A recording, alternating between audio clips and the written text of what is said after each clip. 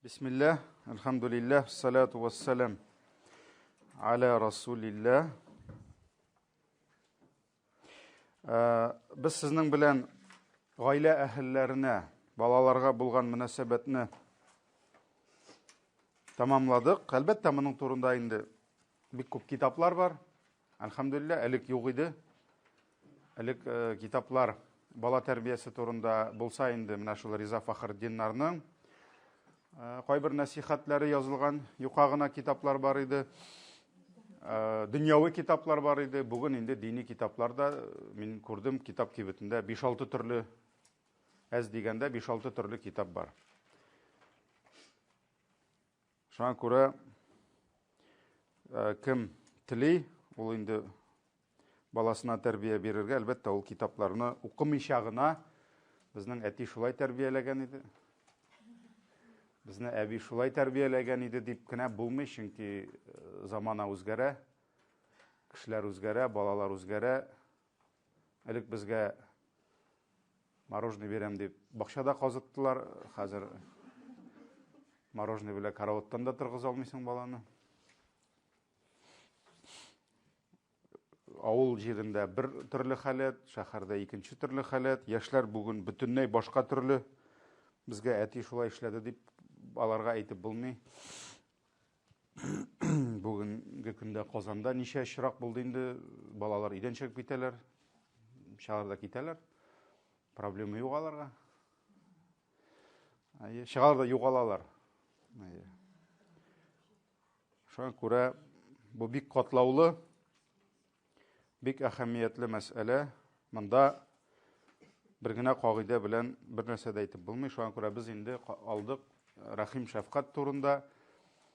Чөнки нигездә ята нәрсә? Бер-береңне аңлау, бер-береңне ишетү һәм ул гомумән кешеләр белән эшләүдә, әгәр дә кешедә сиңа карата җылы хисләр булмаса, симпатия дип әйтәбез инде, ул инде кабул итә алмый. Пәйгамбәребез дә беренче яраттырды. Шулай бит, үзен яратты, аны яраттылар, ул яратты. Һәм шуңа күрә йөрәкләрен ачып, Пәйгамбәребезнең сөйләгән сүзен дә ишеттеләр, насихатын да кабул иттеләр. Шуңа күрә Пәйгамбәребез нәрсә диде? Мин сезнең өчен әти кебек булдым диде. Әти кебек, ягъни әти баласына булган кебек, мин сезнең әтиегез кебек булдым диде. Һәм инде ахырдан кайтабыз. Нәтиҗә һәрбер эштә Аллаһта. Шуңа күрә ризык, балаңның ризыгы Аллаһ кулында. Син ничек кенә сынсаң да, ярылсаң да, Аллаһ язмаган ризыкны бирә алмыйсың аңа. Шуңа күрә без дуа кылабыз. Балаларыбызга хәләл булган, бәрәкәтле булган ризыклар бирсәң иде дип, шулай бит.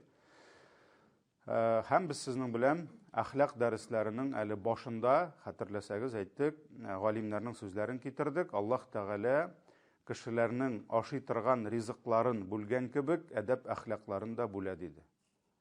Ягъни ризык күкләрдән ингән кебек, синең тәкъдирең белән, Аллаһ Тәгаләнең әмре белән дә әдәп килә, әхлак килә. Шуңа күрә Малик ибн Анас рахимахуллаһ әйткән: "Әл-әдәбу әдәбуллаһ" дигән. Әдәп ул Аллаһ биргән әдәп дигән. "Вала әдәбул әбаи вал уммахат", әтиләрнеке дә, әниләрнеке дә түгел дигән. Ягъни Аллаһтан башка әти дә, әни дә, әллә нинди китаплар укысалар да, әллә нинди методикалар белән тырышсалар да, әллә нинди педагоглар булсалар да, без беләбез. Мәшһүр педагоглар 40 ел педагогикада эшләп, аларның балалары да әдәпсез булырга мөмкин, теге кем әйтмешли, путсез булырга мөмкин дип әйтәләр бит татарда. Путсез булырга мөмкин. Вал хайру хайруллаһ диде. Хәерлелек Аллаһ биргән хәерлелек диде, әти, әни биргән түгел диде. Шуңа күрә без әлбәттә әдәпне, тәрбияне читкә куймыйбыз, ләкин барыбер без аңларга тиеш. Нәтиҗә кемнән? Аллаһтан. Аллаһтан. Табибта профессор булырга мөмкин, зур академик булырга мөмкин, әллә ничә мең операция ясарга мөмкин, ләкин ул дагын операция ясап та нәтиҗә булмаска мөмкин. Шулай бит?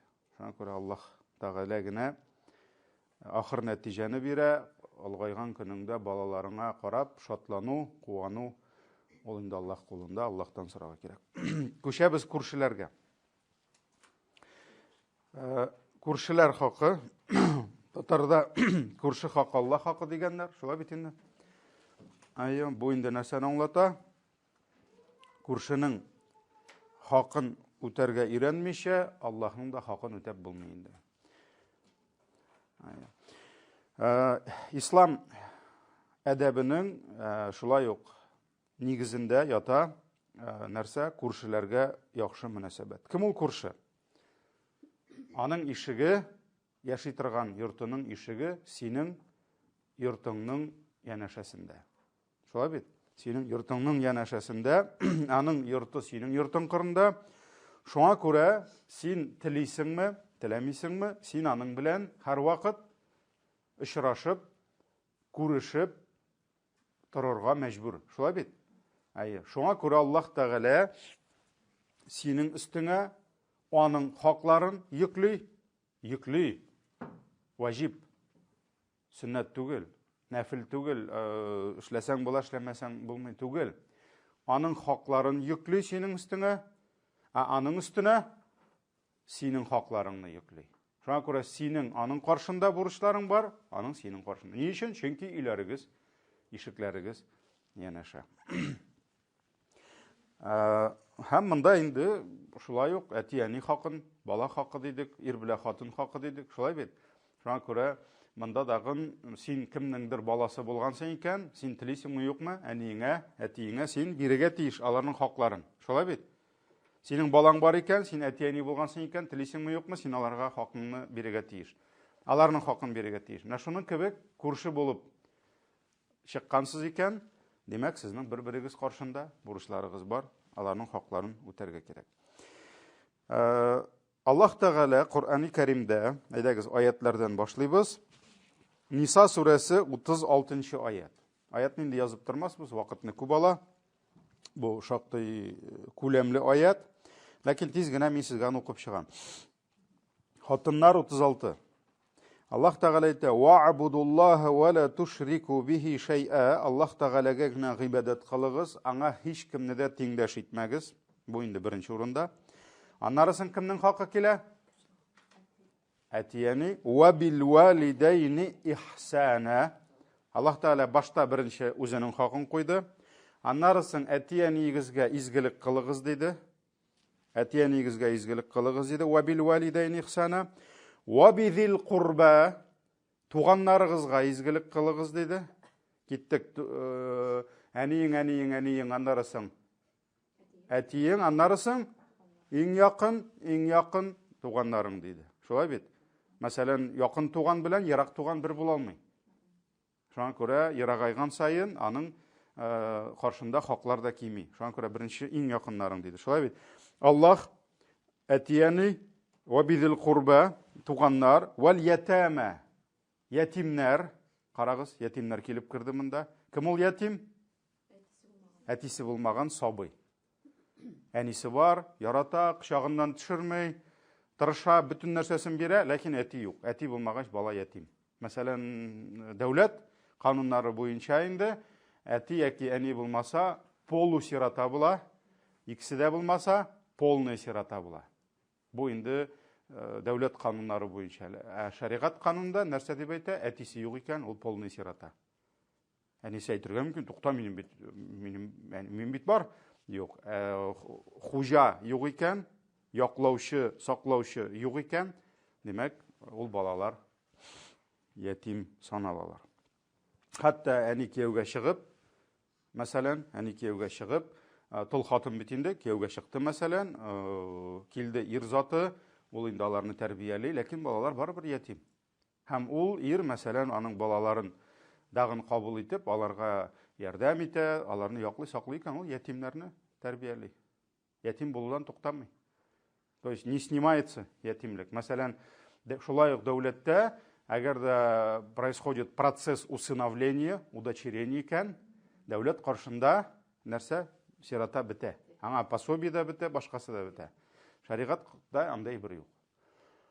Шариғатта әти үз әтисе юк, все бетте. Икенче әти килә икән гаиләгә, беренче ул бары үз әтисе түгел, аның отчество, фамилиясе үзгәрми, дин буенча үзгәрергә тиеш түгел, ләкин беренчедән, икенчедән инде гомер буе, мәсәлән, бар 20-шәр ел, 30-ар ел яшиләр, тәрбия, мәсәлән, никахларда да без күрәбез аны, шулай бит, отчим дип әйтәбез инде, мәсәлән.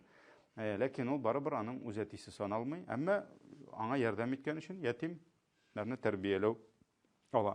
Шуңа күрә ятимнәр, алар үзе безнең бер 3-4 дәрес булачак иншалла. Ятимнәр, вәл мәсакин, мискиннәр, вәл җар, вәл җари зил курба, сезнең туганнарыгыздан булган күршеләр. Чөнки, мәсәлән, күршең синең синең күршеңдә туганың яши.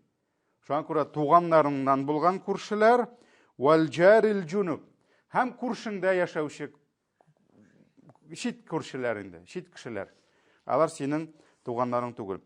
Вассахиби бил җанби, синең юлдашларың, бергә син аның белән сәфәр кыласың, бергә шунда тормыш итәсең. Вабни сабил, мусафирлар, юлда калган кешеләр. Вама малакат айманукум, һәм сезнең кул астыгызда булган кешеләр. Кул астыгызда булган кешеләр, монда инде элек кыллык булды, хәзер кыллык юк, ләкин мәсәлән, кемдер җитәкче булырга мөмкин, шул үзенең оешмасында булган, үзенең кул астында булган кешеләрне яклап, саклап, аларны торырга мөмкин. Мәсәлән, ир булырга мөмкин, гаилә хуҗасы, шулай бит инде, хатынын, балаларын. وما ملكت أيمانكم إن الله لا يحب من كان مختالا فخورا. Һәм шуларны санап бетергәннән соң Аллаһ нәрсә ди? Аллаһ Тәгалә яратмый тәкәбберләнеп, масаип йөргән кешеләрне. Яратмый тәкәбберләнеп, масаип йөргән кешеләрне. Менә шушы хакларны санаганнан соң Аллаһ Тәгалә аятның ахырында нәрсә диде безгә? Кем бу хакларны үтәми? Нинди кеше? Нинди кешеләрне яратмый? Тәкәббер кешеләрне. Мактану түгел, масаю дидем. Мактанучы башка. Монда кемдер мактанмыйча да йөргән, мактанып та йөрмәскә мөмкин, ләкин тәкәббер кеше. Тәкәббер кеше ул Аллаһ Тәгаләгә гыйбадат кылмый. Тәкәббер кеше хакыйкатьне кабул итми. Тәкәббер кеше әти-әнисенә изгелек кылмый. Тәкәббер кеше туганнарын барламый. Тәкәббер кеше ятимнәргә, мискиннәргә, фақирләргә ярдәм кулы сузмый. Ул тәкәббер. Нигә ул алар белән вакшылланып торырга тиеш, вакланып. Тәкәббер кеше күршеләре белән яхшы мөнәсәбәттә яшәмий. Чөнки ул тәкәббер. Высокомерный, надменный була, шулай бит. Шуңа күрә Аллаһ Тәгалә ахырда нәрсә диде? Тәкәбберләрне яратмый ди. Димәк, тәкәббер кешеләр күрше хакында үти алмыйлар. Әгәр дә аның йөрәгендә тәкәбберлек булса. Әгәр инде кеше аның йөрәгендә иман булса, ул мөмин кеше булса, әлбәттә мөмин кеше тәкәбберләнергә тиеш түгел. Пәйгамбәрбез саллаллаһу алейхи ва саллям нәрсә диде? Ла ядхулул җанната ман кана фи калбиһи мithqala зарратин мин кибр. Тузан бөртеге кадәр генә йөрәгендә тәкәбберлеге булган кеше җәннәткә кермәс диде.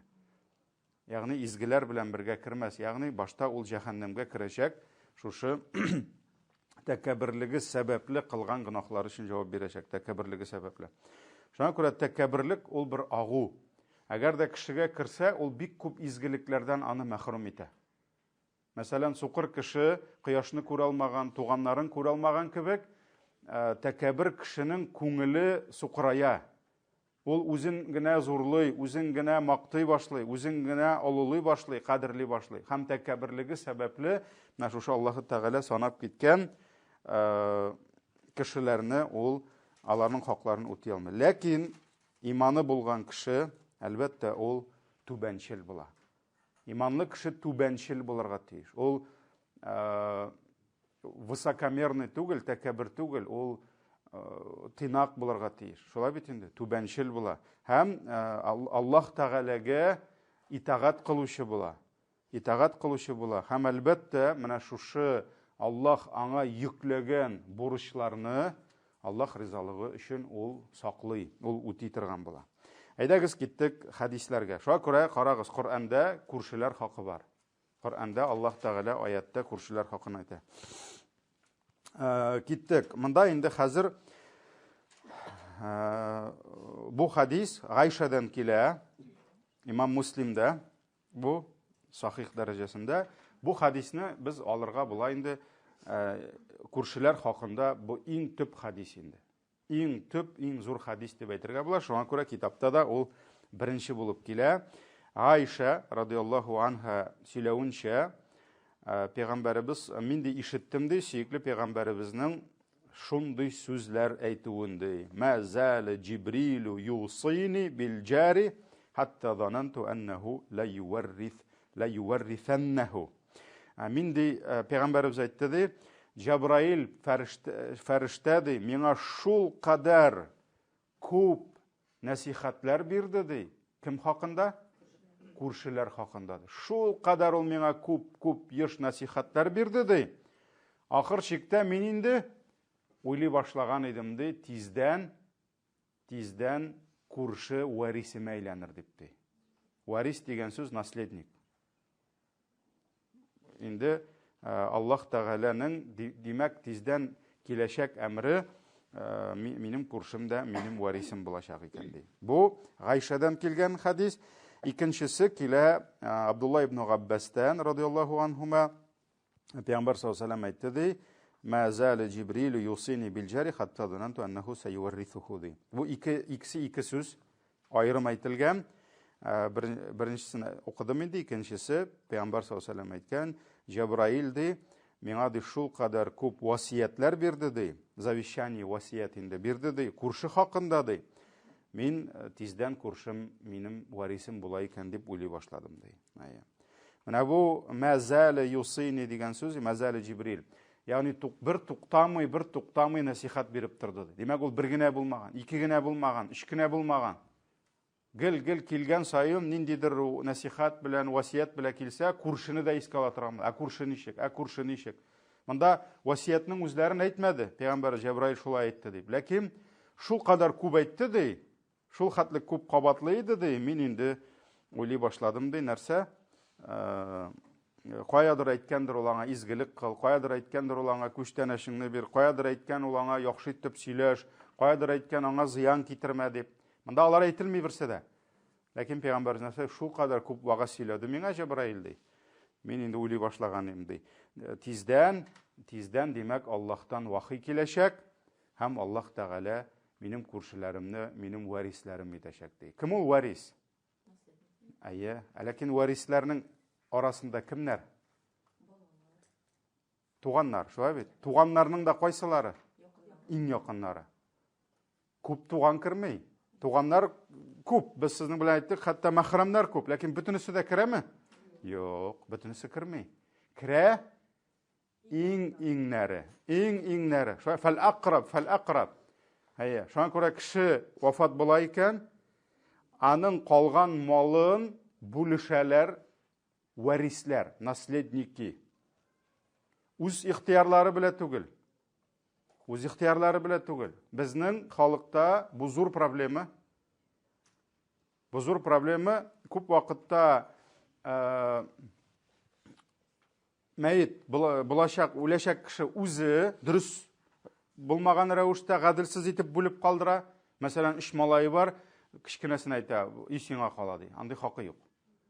Шуңа күрә вафат буласы кеше, аның хакы юк мирасын бүлергә. Аны кем бүлгән? Аллаһ Тәгалә Коръәндә бүлгән. Ниса сүрәсендә бөтенесе дә кемгә күпме тиеш, ничә процент аның хакы. Монда мәйеттән Аллаһ сорамый. Ләкин мәйетнең күпме өлешен хакы бар билгеләп куярга. 3тән 1 өлешен Пәйгамбәрбез ансы да күп әле диде. Бу беренчедән, икенчедән ул 3тән 1 өлешен варисләргә бирә алмый. Ул аны бирә ала башка кешеләргә, ислам өчен бирә ала кемдер, мәдрәсәгә, мәчеткә бүләк итәм дип, ләкин ансы да 3тән 1 өлешен генә калганын варислар алып бетерә. Варисләрдә дә карагыз, кемнәр алар? Алар әти-әни керә, шулай бит инде, алар һәрвакыт кирип кала. Балалар керә, уллар, кызлар керә. Шулай бит, әгәр дә аның улы бар икән, братлар, сестралар бөтенесе чыгып китә. Кыз туганнар, ир туганнар, все, малай бар икән, малайга акча кирәк. Все, бер нидә минем абыем үлгән иде, акчасы күпме калды микән? Синең эшең түгел. Хәтта аныклар керми. Хәтта аныклар керми. Әгәр дә монда уртада буын бар икән, аныклар да керми инде. Менә шуңа күрә нәрсә? Малай бар икән, все. Карагыз. Бу иң якын туганнар. Шулай бит, синең мирасыңны алалар. Пәйгамбәрбез салсам нәрсә ди? Мин инде уйлый башлаган идем. Күрше дәгән шулар арасына кер ди. Димәк, чыннан да Җәбраил бик еш һәм бик күп кисәтә торган булган пәйгамбәрбезне. Нәрсә дип? Күршеләреңне кара дип. Күршеләреңә мөнәсәбәтеңне төзәт дип.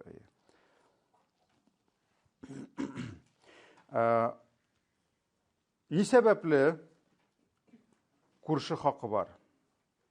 Чөнки, мәсәлән, балаң туды, ул синең балаң булды, баланың каршында, баланың өстендә хаклар килеп чыкты. Шулай бит инде.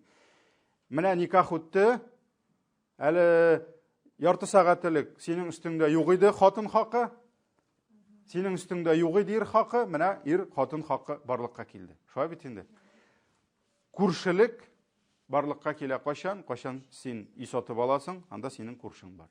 Сез җир сатып аласыз, ул йорт сала, син йорт сала. Сез күршеләр булып чыктыгыз. Квартира сатып алдың, ул сатып алды, монда или бар иде инде ул, яки ул килде, син бар идең, сез күршеләргә әйләндегез. Шулай бит. Һәм менә бу йортларның бергә булуы, ишекләрнең бергә булуы нишләтә? Сезне еш аралаштыра. Еш күрештерә, еш бер-береңә ниндидер хаҗат, ихтияҗ килеп чыга, кирәге чыга. Шулай бит инде күршенең теге яки бу, элек бигрәк тә инде безнең, мәсәлән, авылда туз бетсә дә кибеткә бармыйлар, күршедән генә алып чыгалар. Сөт бетсә дә ярты стакан чәй эчәргә генә сөтне әни алып чыктыра күршеләрдән. Шулай бит, анда ипи бетсә тагын нәрсәдер инде. Кызганыч, бүген күршеләр пятерочка, магнит. Яхшы ягы да бар, начар ягы, доставка бар тагын да хәзер. Шуңа күрә бер стакан сөт булса да самокатка чыгалар. Менә бу һәр көнне алар белән күрешергә туры килә. Хәтта күп кенә туганнарың белән дә нәрсә? Ул кадәр күрешмәвең бар. Мәсәлән, ул синең башка шәһәрдә яши. Хәтта әти-әниең башка авылда, башка шәһәрдә яшәргә мөмкин, күршеләр булгач, иртә кич күрешергә туры килә. Шулай бит, күрешергә туры килә. Шуңа күрә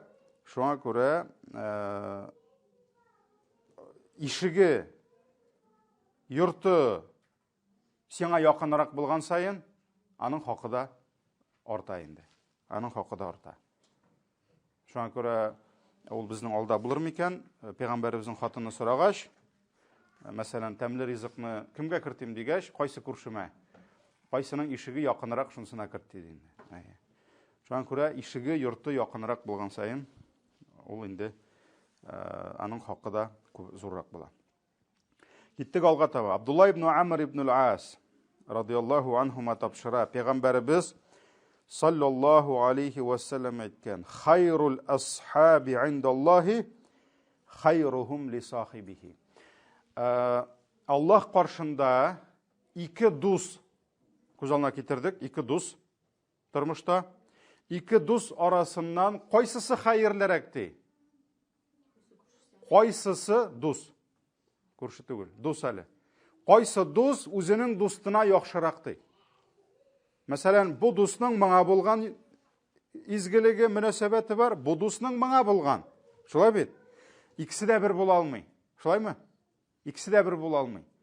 Шуңа күрә Пәйгамбәрбез нәрсә диде? Кайсы дус үзенең дустына яхшырак мөнәсәбәттә, Аллаһ ансын күбрәк ярата. Шуңа күрә ике дусның Аллаһ дустына яхшырак булганын күбрәк ярата. Бу безне нәрсәгә этәрә? Дустыңа яхшырак булырга кирәк. Бер шул хадисне укыгач, бер дустыма шалтыраттым. Мәйтәм, Аллаһ сиңа мәйтәм, шу кадәр күп изгелек кыласың. Мин сиңа ул хатлык изгелек кыламмын, мәйтәм. Аллаһ сине күбрәк ярата, мәйтәм. Чөнки Пәйгамбәр шулай дигән бит инде. Шуңа күрә ике дус арасыннан кайсысы дустына яхшырак, шунсы Аллаһ хәерлерәк Аллаһ каршында. Ва хайрул җирани индаллаһи хайруһум ли җарихи. Һәм ике күрше арасыннан ди. Аллах каршында кайсысы хәерлерәк, кайсысы үзенең күршесенә яхшырак мөнәсәбәттә була. Яхшырак, хәерлерәк мөнәсәбәттә була. Бу Имам Ахмад риваятында килгән. Шуңа күрә никадәр ике дус ике күрше никадәр син яхшырак мөнәсәбәтеңне күрсәтә алсаң, Аллаһ каршында синең дәрәҗәң, синең мәртәбәң зуррак була. Аллаһ каршында син хәерлерәк буласың. Менә бу хадис безне этәрә нәрсәгә? Без изгелектә ярышырга тиеш. Без яхшырак булырга тырышырга тиеш. Әгәр ул сиңа яхшы икән, син тырыш, тагын да яхшырак булырга. Тагын да яхшырак булырга. Тырыш. Һәм кем ризалык өчен? Аллаһ ризалыгы өчен. Мөселман һәрбер эштә ниятен чистарта, паклый һәм эшли Аллаһ ризалыгы өчен. Шуңа күрә син беләсең, мин күршем миңа карата яхшылык ничек кенә яхшы булса да, яки начар булса да, ансы да була, хәзер сөйләшәбез. Мин аңа карата никадәр яхшырак булсам, шуның кадәр мин кем каршында яхшы булам? Аллаһ каршында. Может, аның каршында яхшы да була алмассың. Ир белән хатын арасында да андый нәрсәләр бар. Хатын тырыша, ире бер яхшылыгын күрми. Ир тырыша, хатыны бер яхшылыгын күрми. Бер вакыт шулай ир белән хатын килгәннәр дә, ире бераз гына грубырак инде, катырак инде, хатын әйтә инде, менә бит мин аңа тырышам, шуны эшлим, ул миңа бер рәхмәт әйткәне юк ди. Нормальный хәл инде теге. Киресенчә дә бар. Шуңа нәрсә? Мәйтәм, син мәйтәм, Аллаһ ризалыгы өчен эшләп кара әле бу эшләреңне. Көтмә моннан мәйтәм. Үзе шунда утыра, гайбәт түгел. Көтмә моннан яхшылык мәйтәм. Аллаһ ризалыгы өчен. Һәм ишет, күр, той, почувствуй Аллаһның рәхмәтен сиңа. Аллаһ ризалыгы өчен эшләсәң, рәхмәтне кемнән көтәсең? Аллаһтан. Нәрсә ул ихласлык? Кашан син изгелекне кыласың, аның өчен генә сине аның өчен яраталармы, яратмыйлармы, сиңа барыбер. Чөнки синең бер генә цель Аллаһ Тәгалә. Шулай бит инде. Менә шуңа күрә монда дагы менә бу хадис безгә күрсәтә нәрсәне? Без ярышып изгелек кылырга тиешбез. Дус дустына, күрше күршесенә, ир хатынына, хатыны иренә нинди ният белән? Аллаһ ризалыгы өчен. Аллаһ миңа шөкер ит. Аллаһ аш-шакур. Мәсәлән, без әйтәбез бит менә рәхмәтле булырга тиеш ир, хатын, понятно, булар бөтенесе бар шариғатта, ләкин без беләбез, аш-шакур Аллаһның исеме. Шулай бит? Аллаһ шөкер итүче. Шуңа күрә кемгәдер изгелек кылсаң, аңа ул сиңа яхшылык белән кайтармаса да, Аллаһ рәхмәте җитә сиңа. Теге бызык юлга чумган хатын-кыз чүлдән барганда күрде, телен чыгарган эт кое кырында басып тора. Шулай бит? Туктале, бу бит үлә диде. Тукта, үлә бит бу диде. Мин моны хәшертмәсәм, төшеп, аяк савытына су күп бизаранда эләккәндер инде су. Шул су белән ишертте шуны. Нишләгәндер инде аңа эт. Может, шундый күз яшьләре белән карагандыр инде аның күзенә. Шулай бит инде. Может, кыйрыгын селкәгәндер инде. Ләкин бит эттә түгел иш, кемдә?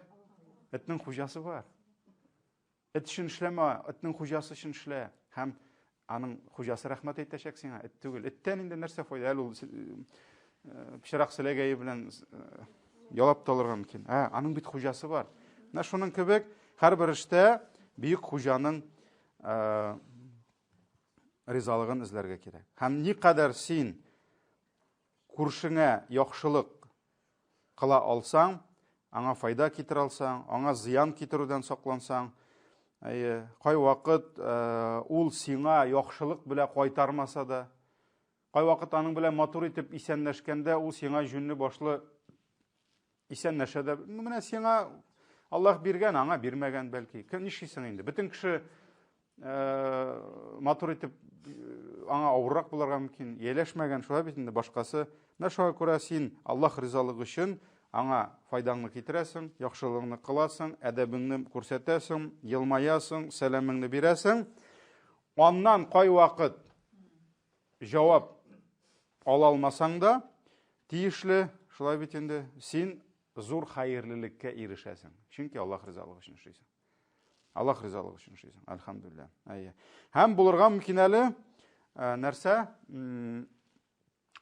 Күршеңә яхшылык кылып, ул не то, что сиңа яхшылык белән кайтармый, әле ул сиңа начарлык та кылырга мөмкин. Шулай бит? Андый хәлләр дә була.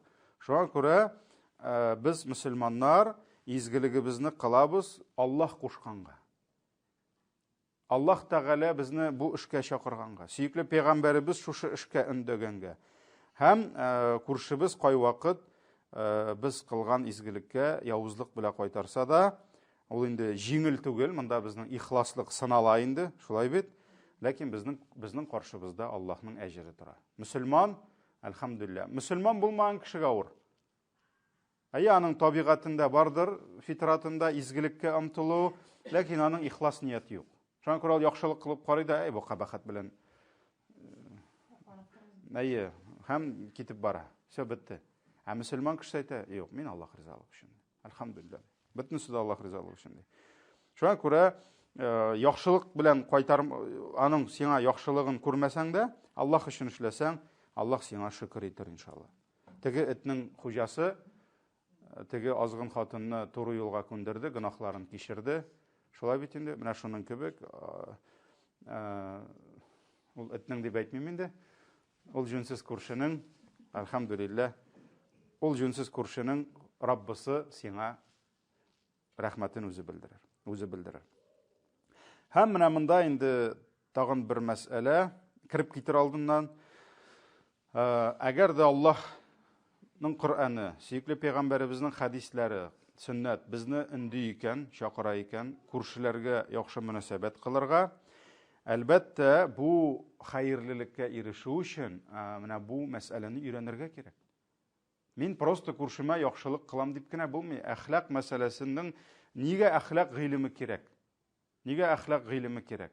Чөнки әхлаклы булыр өчен гыйлем кирәк. Намаз укыр өчен намазның тәртибен белергә кирәк.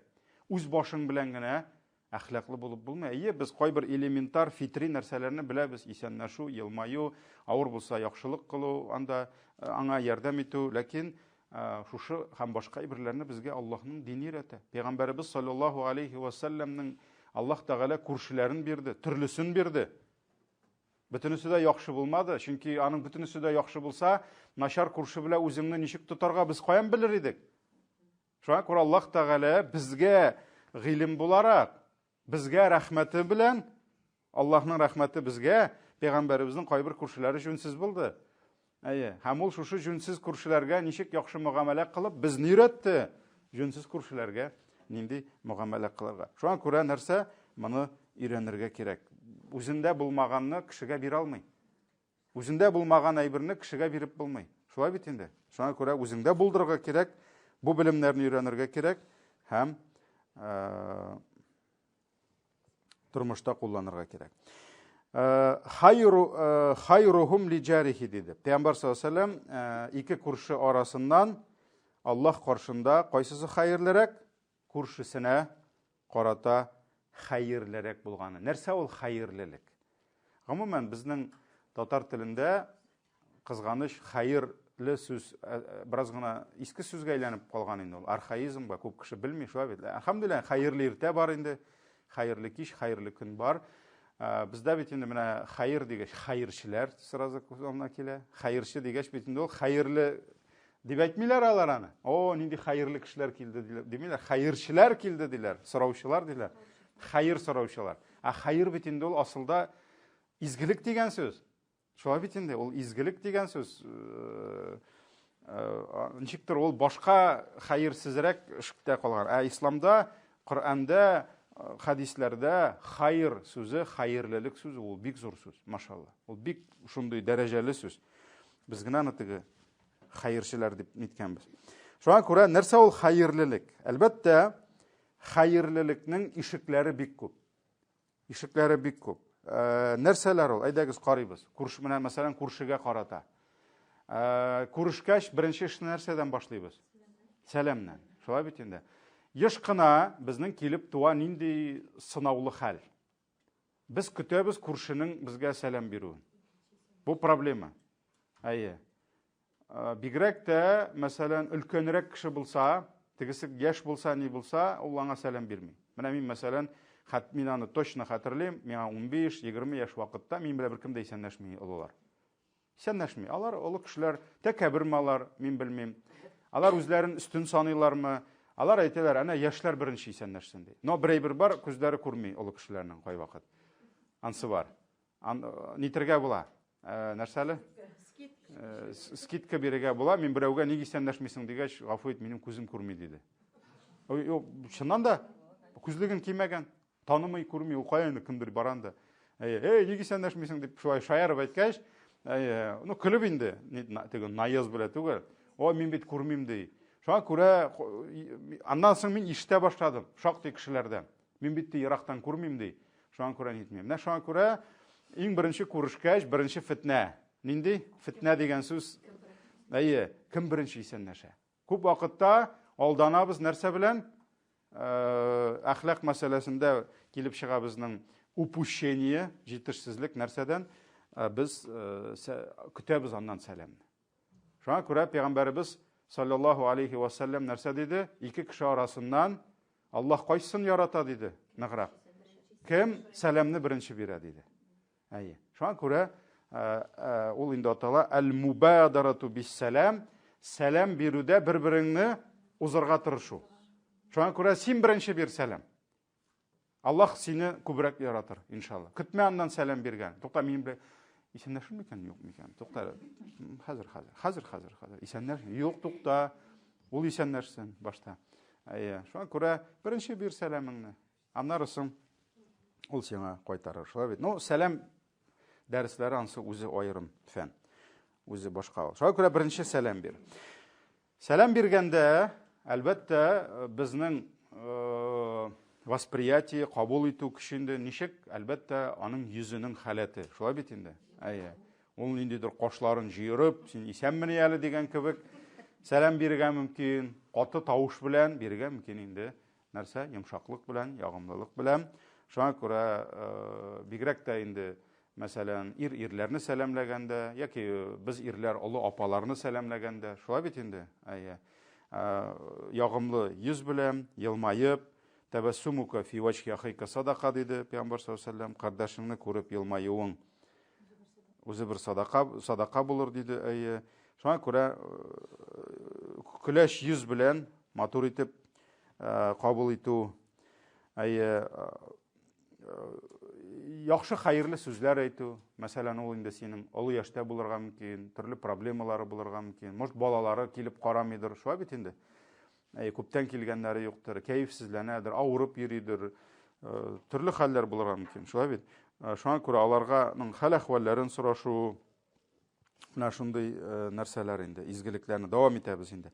Аннарысын инде шулай ук галимнәр әйтәләр, бигрәк тә Пәйгамбәрбез вакытында, элекке заманнарда ул бик актуаль булган һәм бүген дә ул күп җирдә актуаль, бәлки бездә бераз гына югалткандыр актуальлыгын.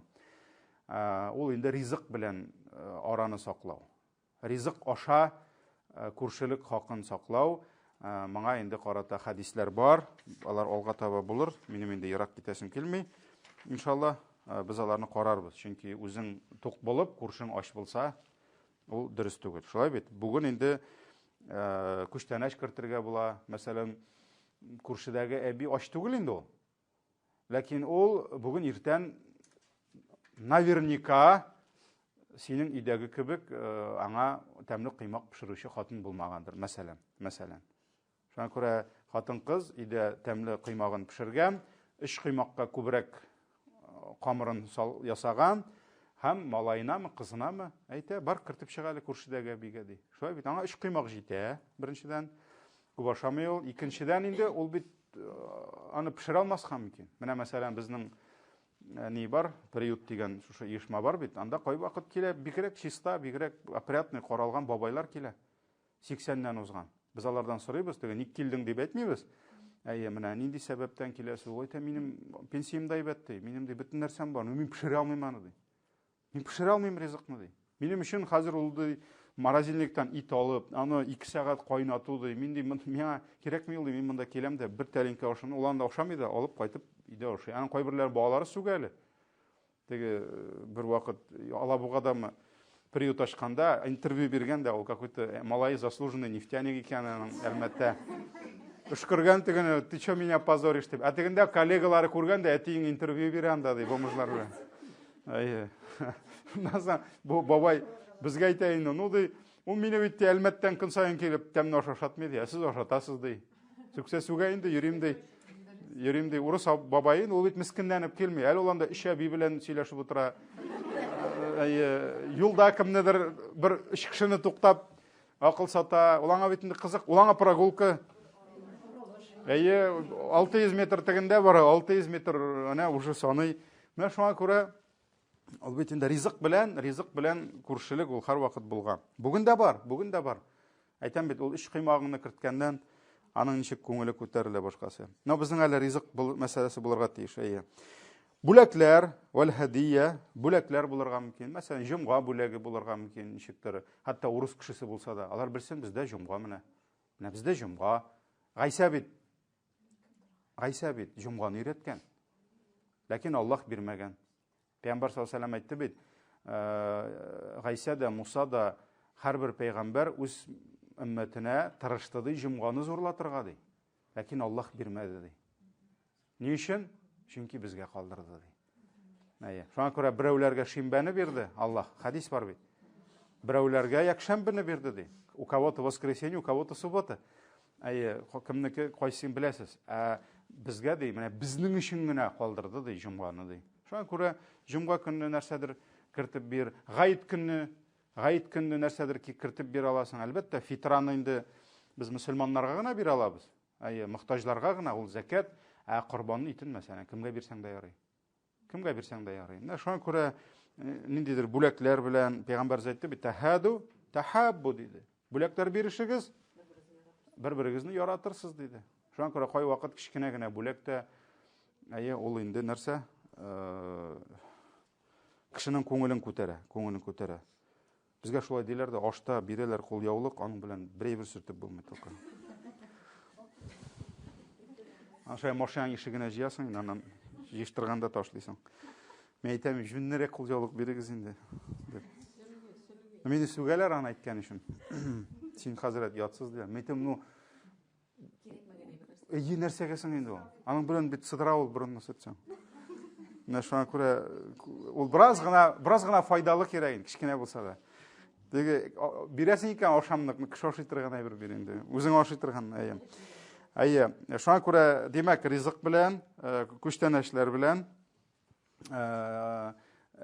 зиярат дигән сүз инде бездә опять-таки каберстан дип кылган, ләкин бер кашанда бер китапта да зиярат дип килми.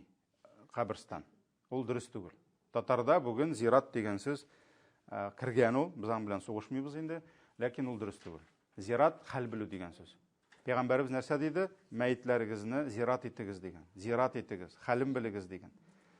Ул шуңа күрә зиярат урыны дип әйтсәң була. Ну әкрен генә ул калган. Каберстан була инде ул, дөрес сөйләгән. Каберстан, шулай бит, кладбище. Зиярат хәл белү. Мәсәлән, мин әниемне зиярат итеп кайттым. Үлдем әллә? Юк. Хәлен белеп килдем.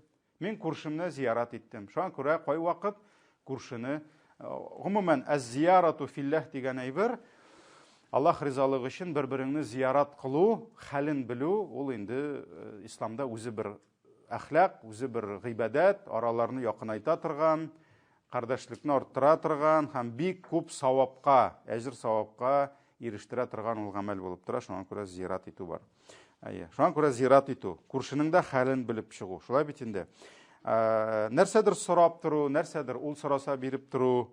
Шулай бит инде. Һәм башка шундый күп төрле изгелекләр бар. Әйдәгез, безнең вакыт бетеп килә. Бер хадисне, менә бу изгелекләрне без әле хәзер инде будем разбирать. Әйдәгез, зур хадисне язып китик. Иншалла, икенче дәрескә шул хадистән башларбыз. Саад ибн Аби Ваккас радиллаһу анһу тапшыра. Пәйгамбәрбез саллаллаһу алейхи ва саллям әйтте: 4 нәрсә кешене бәхетле итәр. Дүрт нәрсә кешене бәхетле итәр.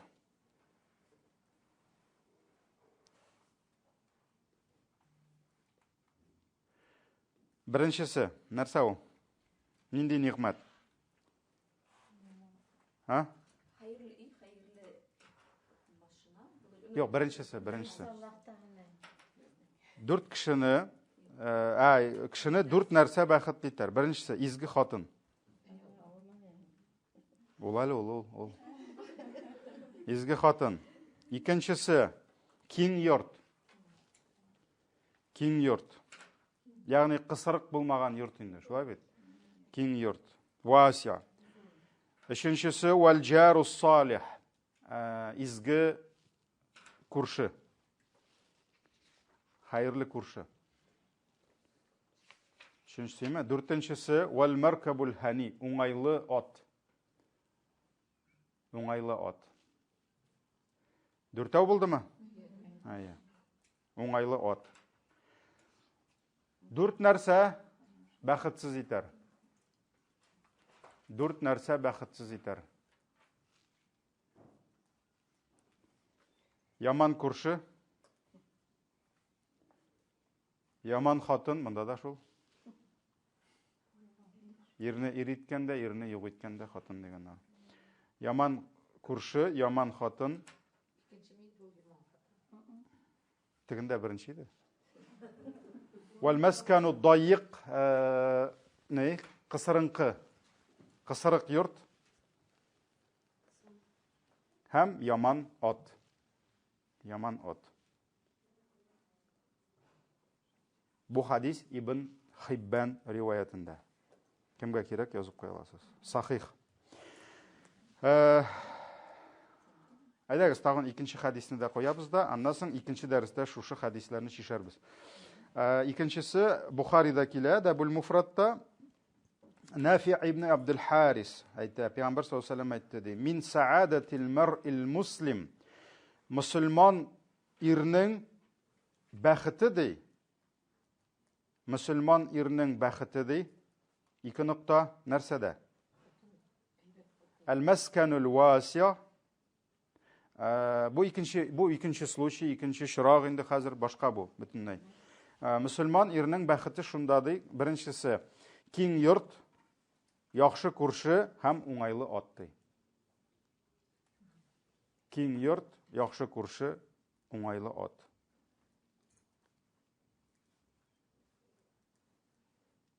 Бу хадис имам Аль-Бухарида Адабул Муфрат сахихта түгел, башка әдәп китабында килә. Уңайлы ат. Уңайлы ат. Булдымы? Яхшы хатын беренчесендә булды. Моштан хатыны юктыр, кайм беләсең. Ул бит төрле сахабаларга төрле вакытта сөйләгән пәйгамбәрбез. Моштан хатыны начар булгандыр. Шуңа күрә пәйгамбер аны әйтеп тормагандыр инде. Күңелен нитеп торган нәрсәле? Кискәләп, телгәләп торган. Шуңа күрә ул бит менә пәйгамбәр бар шундый фән, дәгъват фәне. Дәгъват фәне. Без аны остазлар белән үтәбез менә. Анда килә кайбер очраклар пәйгамбәребезгә бер килеп сорау бирәләр. Ул бер төрле җавап бирә. Икенче килгәч, икенче төрле җавап бирә. Мәсәлән, иң хәерле эш кайсы дигәч, пәйгамбәрбез менә шушы эш ди. Икенчесе килгәч, менә шушы эш ди. Это не значит, что булар бер-берсенә каршы килә. Алар икесе дә хәерле, ләкин синең өчен менә монысы хәерле. Моны үстерергә кирәк. Моны алга таба җиб. Монысы өчен пәйгамбәр нәрсә диде? Мөселман усул диде, кем кулыннан, теленнән башкаларга зыян китермәс. Значит, мондан проблема бар ниндидер. Шуңа күрә аны туктатырга кирәк, моны үстерергә кирәк. Моны бит моның дәрәҗәсенә ярамый төшерергә. Менә шуның кебек төрле хадислар, алар төрле очракларда, төрле халәтләрдә әйтелгәннәр, шуңа күрә алар арасында кайбер аермалар булырга мөмкин. Шулай бит, ләкин ярар, әйдәгез, киләсе дәрескә иншалла дәвам итәрбез. Шушы ике хадисне карап чыгып алга таба китәбез инде. Субханакаллаһумма бихамдик, ашһаду ан ла илаха илля анта, астагфирука.